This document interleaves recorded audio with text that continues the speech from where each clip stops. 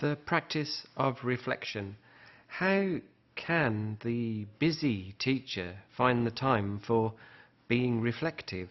Well, there are a number of tools, approaches that the reflective practitioner can use, and it's useful just to be aware of some of these tools which are actually very efficient in terms of the time that we spend on them.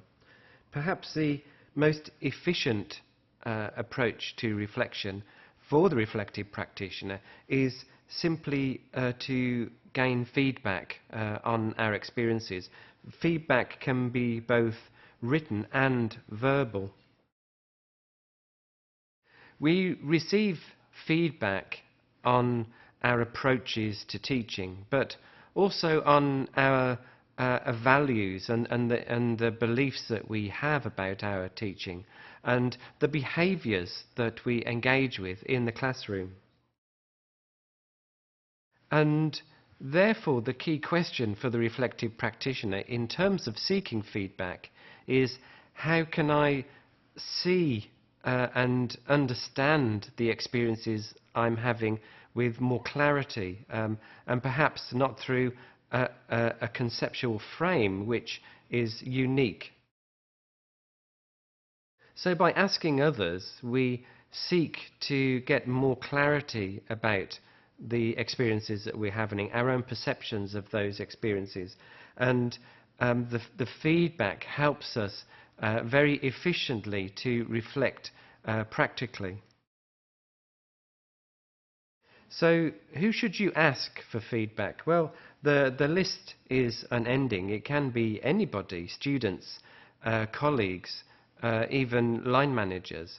But really what you want to find is somebody who you trust as a professional, and somebody who can be aware of your needs. You want to try and find somebody with sufficient experience to give you the sort of feedback that you're looking for. And it is also very wise to ask feedback from a range of people rather than just one person. And most importantly, you need to be very specific in terms of the feedback you're requesting. Don't be general in what you're asking. Focus on particular aspects of the teaching that you're engaging with. So a good starting point is just to ask yourself, what have you learned today? What did you learn yesterday? What have you learned recently? And use this within a very positive frame in terms of being reflective. And it is therefore a way of valuing the strengths that you have as a teacher, your personal strengths, and how you can build on these. Regularly reviewing these strengths can not only give you more confidence and greater self-esteem as a teacher, but they provide a very strong framework for development for the future.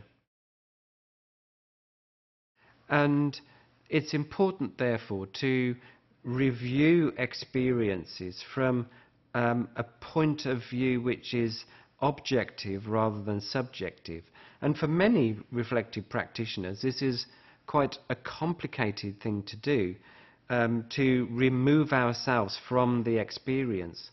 Perhaps a strategy for this would be, first of all, to think about the experience, and then to imagine yourself on a stage and viewing yourself from the audience.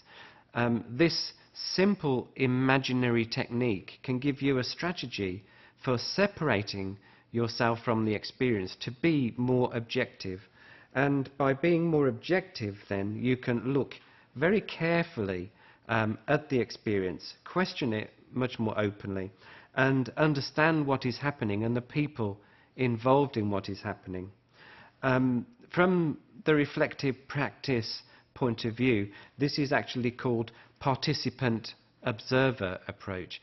This is where the participant, the reflective practitioner, is actually observing themselves in terms of their teaching. And the important thing to remember is to have a lot of empathy in terms of the experience. Try to see and hear and feel, not your own point of view, but other people's experiences and feelings about what is taking place. And of course, a strategy which is very useful is to keep a journal.